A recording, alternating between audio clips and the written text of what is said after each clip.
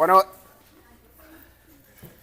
es muy común en muchas partes del mundo y en Latinoamérica usar bastante los títulos, usar un título antes del nombre de una persona. Casi cuesta bastante que le digamos a una persona por su nombre. Le tenemos que decir doctor, le tenemos que decir profesora, le tenemos que decir pastor. Si no tenemos ningún título, le tenemos que decir hermano, le tenemos que decir don, le tenemos que decir algo, pero casi nos gusta usar algún título para mantener ese respeto y honrar a la persona. Bueno, un sitio de internet que habla de búsqueda de trabajo, que facilita eso y todo, dice que el título de uno puede ser muy importante porque describe el rol de uno, describe su nivel de experiencia. Yo tengo un amigo, por ejemplo, que es ingeniero electrónico. Eso es algo muy específico. Habla de lo que él puede hacer y también señala lo que no puede hacer, ¿sí? Hay otros que son ingenieros químicos. Son muy importantes en las plantas petroleras, etcétera, para que todo se pueda hacer bien porque están combinando químicos, etcétera. Y el título es importante porque nos dice del rol y de la experiencia de la persona y puede comunicar a otros cuán indicado eres para cierto trabajo. Pero a veces los títulos pueden ser confusos, ¿verdad? Por ejemplo, mi papá tenía un doctorado de un seminario teológico, ¿verdad? Entonces, si él estaba viajando en un avión y alguien se pone mal, se pone grave en pleno vuelo y las aeromosas dicen, hay un doctor en el avión. O sea, mi papá se podría poner de pie, pero realmente no sería de mucho uso. De repente diría, bueno, soy doctor, pero realmente no puedo hacer mucho ahorita, pero si no le va bien, yo puedo hacer el funeral, ¿verdad? O sea, pero los títulos son importantes. Los títulos son importantes, pero a veces confunden, ¿verdad? Porque si le dicen a mi papá, doctor Vaughn, eso puede confundir a la gente, ¿verdad? Bueno, hoy, esta noche, vamos a celebrar el nacimiento de nuestro Salvador. Y una de las cosas más profundas alrededor de su nacimiento son los títulos que se le asignan a ese niño. Los títulos. Pero así como esa situación en el avión, los títulos que se le dan a Jesús pueden ser confusos. Y eso es muy importante, es gran cosa porque tenemos que entender la identidad de este niño que nació. Porque si no captamos, de repente vamos a perder el porqué de su nacimiento, que es lo más importante. Entonces, esta mañana, día de Nochebuena, vamos a considerar estos títulos para mostrarnos y para recordar cuán indicado es Jesús para el trabajo de salvarnos. Entonces, vamos a mirar el pasaje que leímos hace un rato. Vamos a estar en Lucas capítulo 2 y vamos a leer nuevamente los versículos del 8 al 12, donde dice, en la misma región había pastores que estaban en el campo cuidando sus rebaños durante las vigilias de la noche. Y un ángel del Señor se les presentó.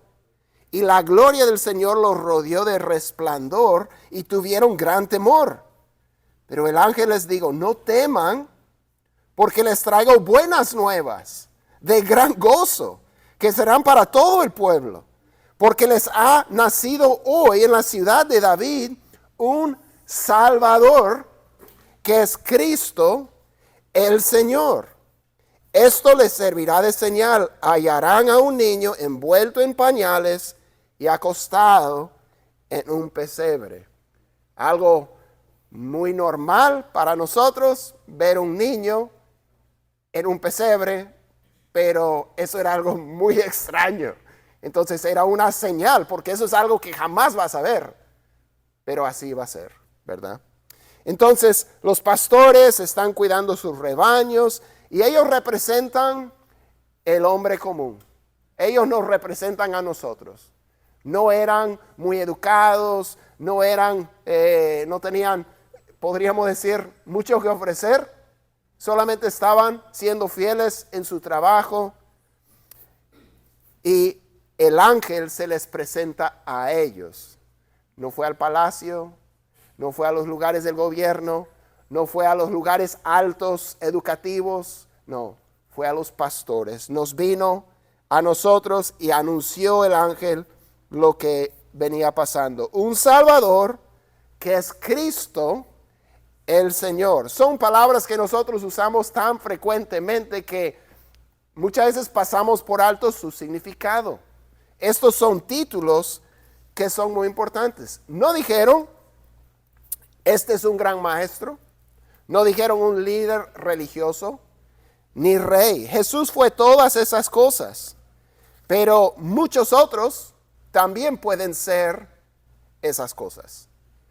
Pero los títulos que el ángel usó para describir a Jesús revelan lo único que Él es, lo especial que Él es, que no hay otro como Él. Y cuando ellos entendían estos títulos, la esperanza iba a llenar sus corazones. El primer título que vemos es Salvador. Durante toda la Biblia, Dios se describe como el Salvador de su pueblo. Él salvó a su pueblo, Él rescató, liberó a su pueblo a través de líderes como Moisés, como Josué, como David. Dios era el Salvador, pero Él usó a esos hombres. Y ahora a Jesús se le da el título que antes estaba reservado para Jehová, para Dios, Salvador. Entonces Jesús no es simplemente un líder más, un profeta más, un maestro más que Dios va a usar de manera poderosa, sino que Jesús es Dios mismo. Y Él vino para salvar de una manera que otros no podrían. Y este título Salvador no solamente nos comunica algo acerca de Jesús, sino que nos comunica algo acerca de nosotros también. El título Salvador quiere decir que nosotros estamos en aprietos. Estamos en una situación difícil de la que necesitamos ser salvados. Eso es lo que significa Salvador, pero ¿de qué necesitamos ser rescatados?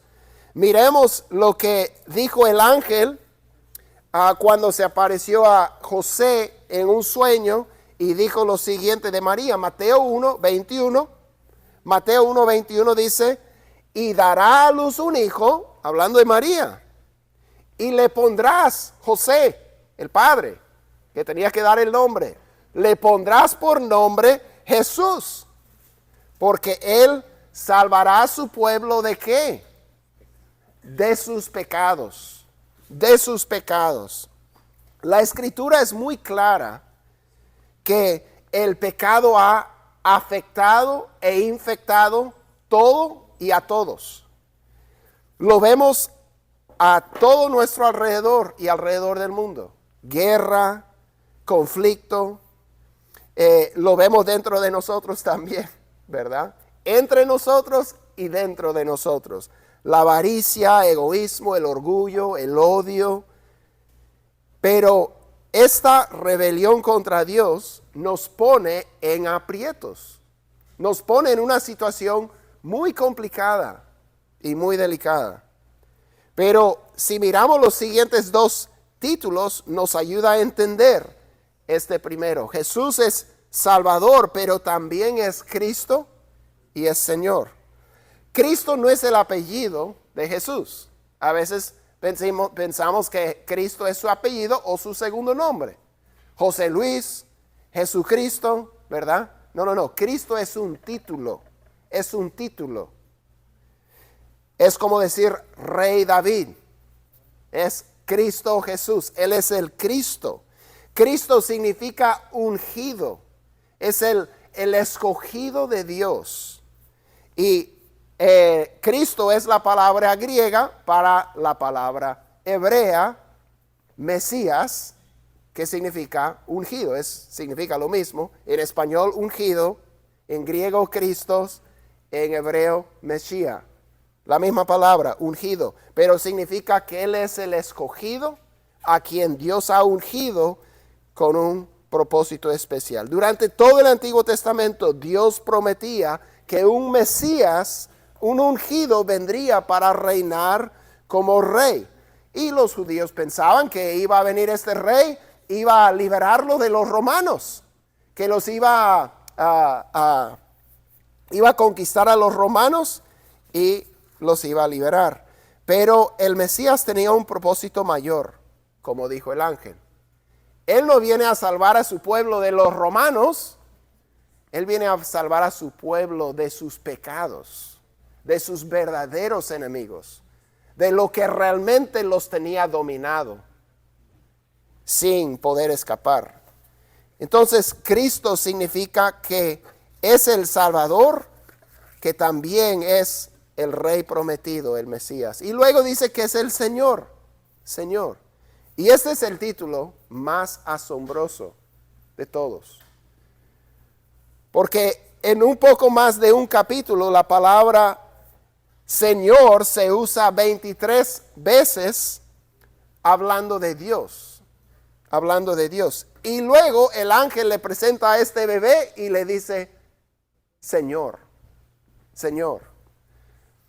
Por eso otro ángel le dijo a José en su sueño, Mateo 1:23, he aquí, citando del Antiguo Testamento, profeta Isaías, he aquí la Virgen concebirá y dará a luz a un hijo y le pondrán por nombre Emmanuel, que traducido significa Dios con nosotros. Jesús no es solamente un buen maestro, un líder religioso o uno que quiere ser rey. Él es el Salvador que viene a dar esperanza para que podamos ser salvados de nuestros verdaderos enemigos y opresores, nuestro pecado y nuestros pecados. Por eso Él trae esperanza. Pero la Navidad te trae esperanza a ti. De repente no. Un título es como una declaración de que uno puede hacer algo. Pero el título no nos importa si no es algo personal, si no es algo que tiene que ver con nosotros, ¿sí? Por ejemplo, ese paciente en el avión necesita un doctor. Ese título se vuelve muy importante en ese momento. Pero si no es personal, o sea, no nos importa si hay un abogado, un doctor en el avión, o sea, mejor vamos a mirar por la ventana a ver las nubes o vamos a dormir o algo. Pero cuando se vuelve personal, el título viene a ser muy importante.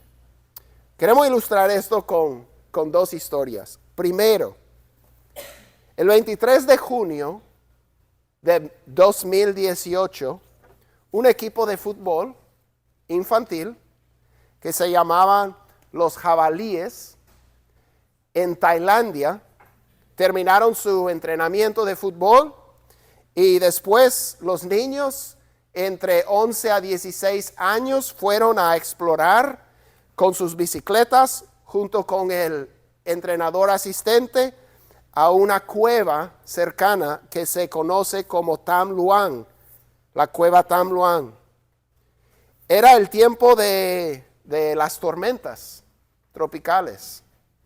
Y poco tiempo después de entrar en esa cueva, llegó una tormenta tropical y lluvias torrenciales.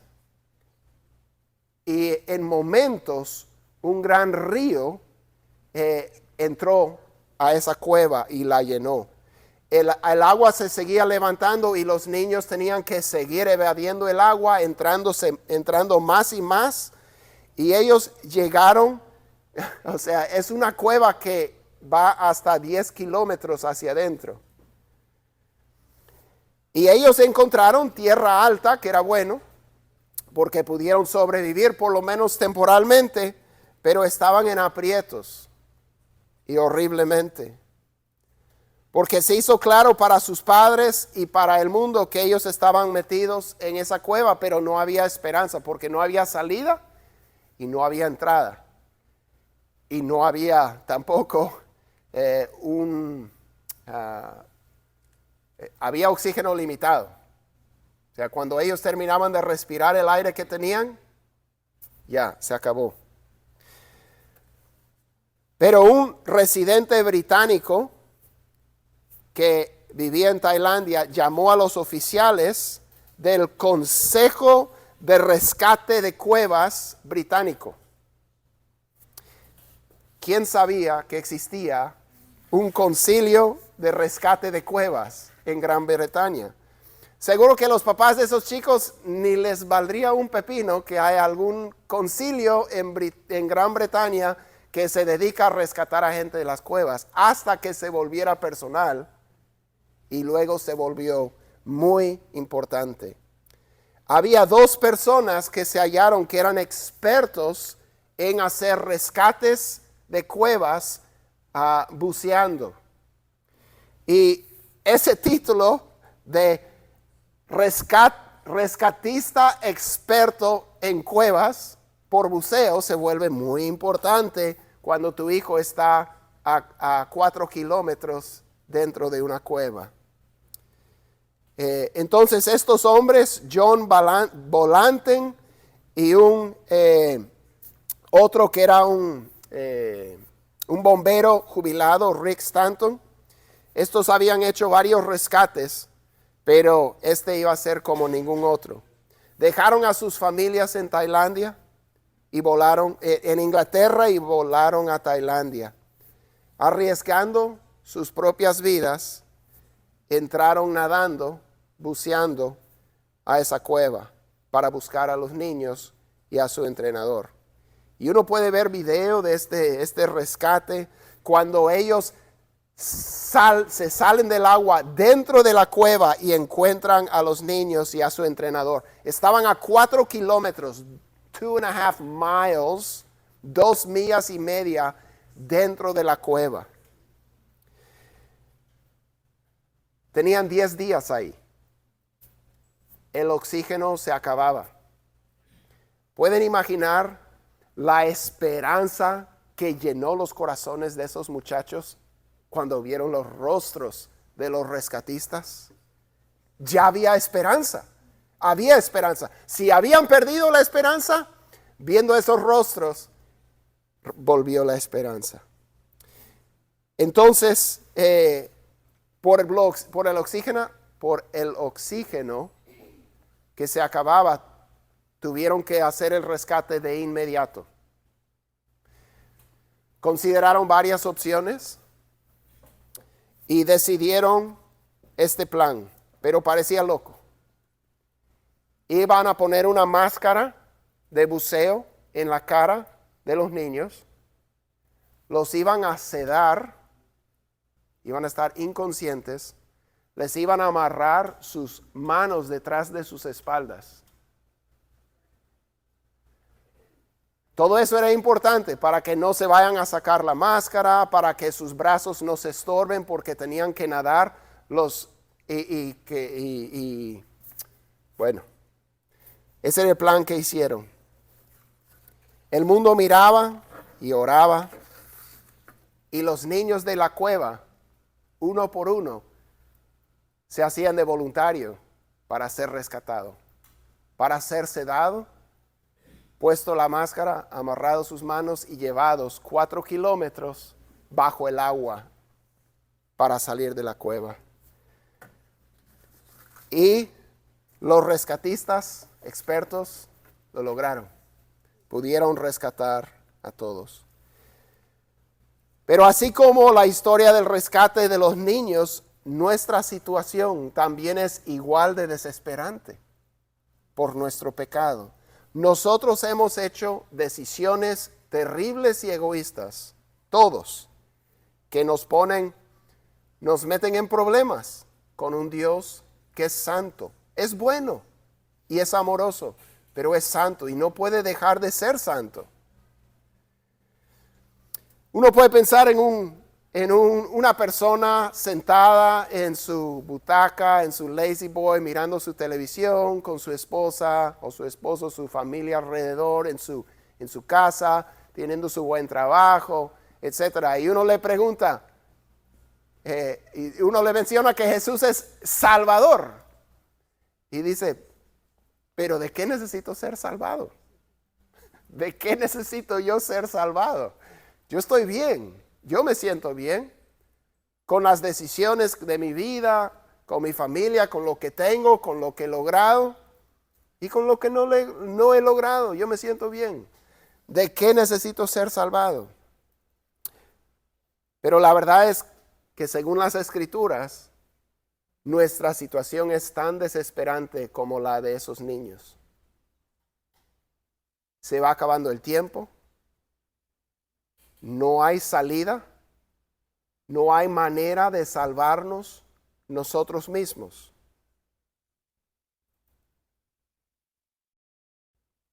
Pero llega uno,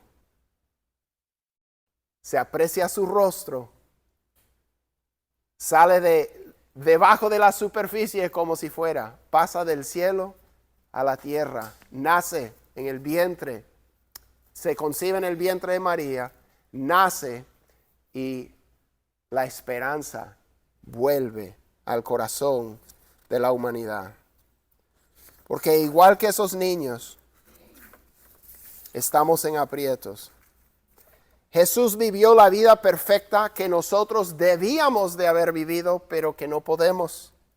Él fue a la cruz para pagar la deuda de pecado que nosotros jamás podríamos pagar, para que podamos ser perdonados, reconciliados con Dios como hijos e hijas. Y Él nos ofrece sacar de esa cueva oscura de nuestro pecado y a llevarnos al reino eterno de Dios.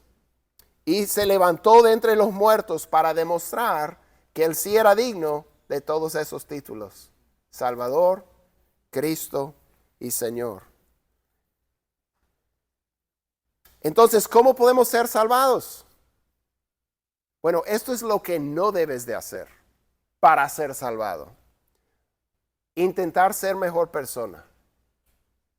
Intentar hacer mejor las cosas. Intentar cambiar los malos hábitos. Asistir más a la iglesia. Leer la Biblia más. Ofrendar un poco más. Si tú puedes resolver tu situación con esas cosas, tú no necesitas un salvador. Tú eres tu propio salvador. Nosotros tenemos que aprender de los niños, los jabalíes de Tailandia. ¿Qué es lo que tuvieron que hacer para ser rescatados? Tenían que hacer una entrega completa de sí mismos. Tenían que confiar al 100 en su rescatista. No podían hacer nada más. Las manos abajo, ellos hasta inconscientes, los rescatistas hicieron el trabajo por ellos. Y ese es un gran cuadro de nuestra salvación. La esperanza de rescate está únicamente en las manos de Jesús. Él es el Salvador, Él es el Cristo, Él es el Señor. Y Él te ofrece lo que no tienes poder para proveer por ti mismo. Te ofrece la salvación. Entonces, la respuesta a la pregunta, ¿qué debo hacer para ser salvado? Es como los niños, ofrecerte de voluntario. Señor, sálvame a mí. Entregarte por completo al Salvador, poner tu fe en Él. Muchos de nosotros en este salón, esta mañana, tenemos la misma historia. En algún momento nos dimos cuenta de que estábamos en una cueva, separados de Dios, y que el tiempo se acababa y que no teníamos salida ni solución. Pero nos despertamos a la realidad de que Jesús vino para salvarnos a nosotros y nos entregamos a Él. Y por eso en la Navidad nosotros celebramos con entusiasmo, con alegría. No son solamente cantos, expresiones, sentimientos bonitos. No, son realidades profundas de nuestro corazón. Hay alegría, hay gozo, hay esperanza, hay perdón porque ese niño vino. Hoy les ha nacido en la ciudad de David un Salvador, que es Cristo el Señor. Ofrécete de voluntario para ser salvado. Él te salvará. Vamos a orar. Señor, gracias. Pedimos que nos ayudes, Señor, a entender que estos títulos tienen que ser personales para nosotros. Necesitamos un Salvador. Señor, ayúdanos a entender quién es verdaderamente este niño que nació en Belén. Señor, ayúdanos a poder entender que nosotros no contribuimos nada a nuestra salvación. Es cuando llegamos al punto de decir, Señor, tú sálvame a mí, que va a venir la salvación a nuestras vidas. Señor, pedimos que si hay alguien aquí o algunos aquí en esta mañana que no han sido sacados de esa cueva de condenación y pecado todavía, que hoy sea el día de su liberación. Gracias. Señor, acompáñanos en esta Navidad y ayúdanos a abrazar el propósito por el que vino nuestro rescatista. Gracias. En el nombre de Él te lo pedimos. Amén y amén. Bueno, feliz Navidad. Que Dios les bendiga. Si sobraron algunos colaches y dulces, pueden llevar uno de camino.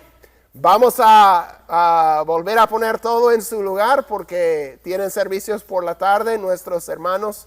Entonces, gracias por separar tiempo para estar con nosotros esta mañana y que Dios les bendiga en esta Navidad. Nos vemos el próximo domingo